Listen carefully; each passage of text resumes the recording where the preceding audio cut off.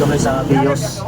Ang problema niya yung leak, may leak yung o-ring niya sa low side. Ayan. Sa fittings niya dito sa low side papunta sa condenser. Dito po. Tabo, ito po yung tabo. I-release na muna yung preno niya. So bali ito lang guys yung may ano niya, leak. Itong fittings na to sa o-ring. Yan. Yan lang yung langis. Ito guys, so tanggal na. Hanapan muna namin ng o-ring kasi wala na kaming available na 1/2 na oversize. Pang oversize kasi ito guys. So naubusan na kami. Ito na lang yung available namin.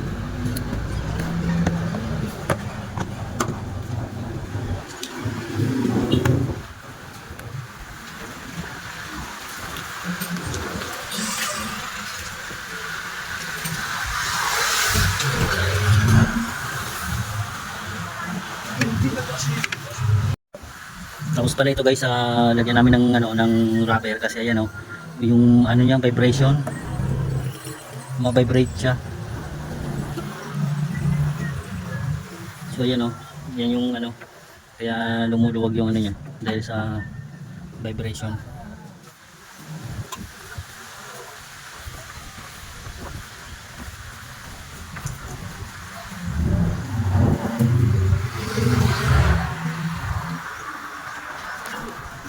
Ito pala guys, nasalpang na namin yung o-ring yan. Bali kinakabit ko na lang yung bolt ng fittings.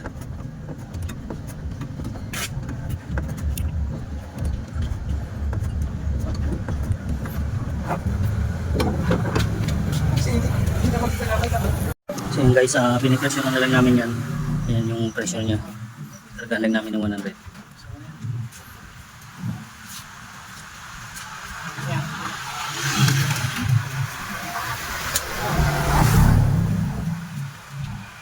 Yung 100.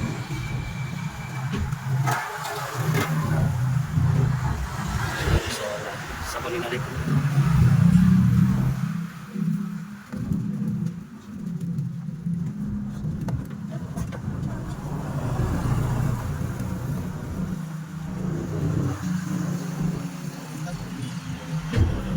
So bali dito lang galing yung leak nya.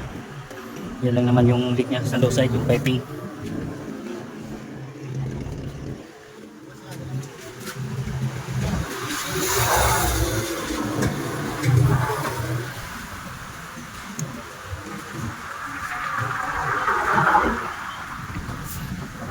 So yung vacuum na lang namin to.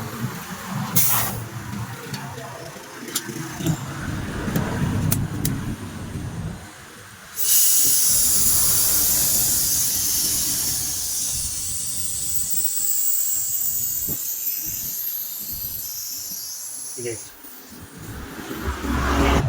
So ito guys, lagyan na lang namin ng preno na.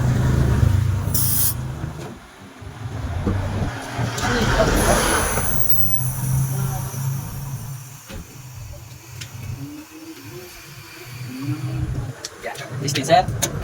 So testingin na lang.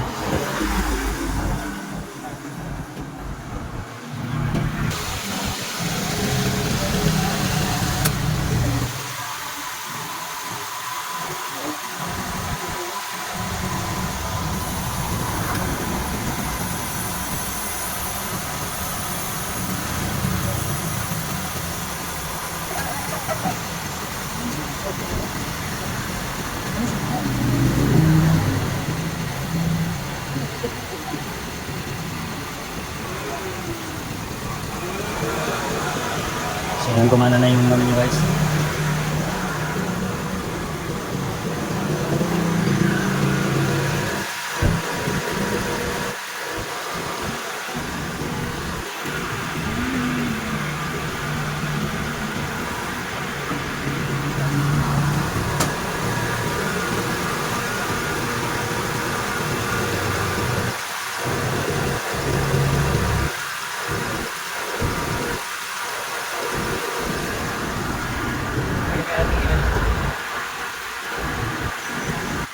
Tignan lang natin yung loob.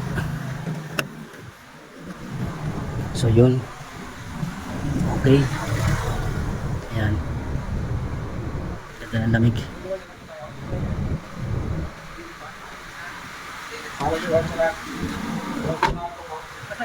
Isa man tayo, pag buman tayo yan, ang ko automatic patay ang agad. Kung magmugdaw na sila, may pagulong. Pero basta, ito ni Rocky, basta, kung taas mo ko, kung benso na patay, mas bariyahan ko ito.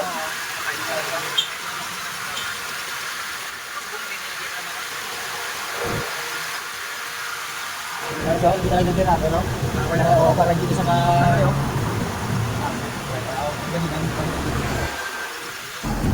So yun ang ganyan guys, oh. Tumulo na yung drain niya. Umagas na yung drain niya. Yung drain.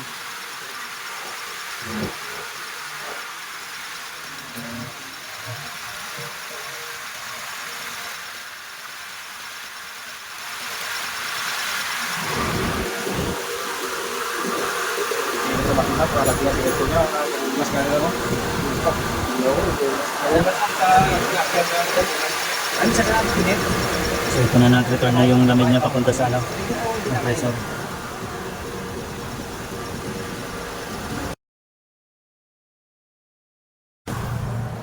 So tignan natin. So ayan guys, okay na to. Ayos na yung lamig niya. Yun. So hanggang dito na.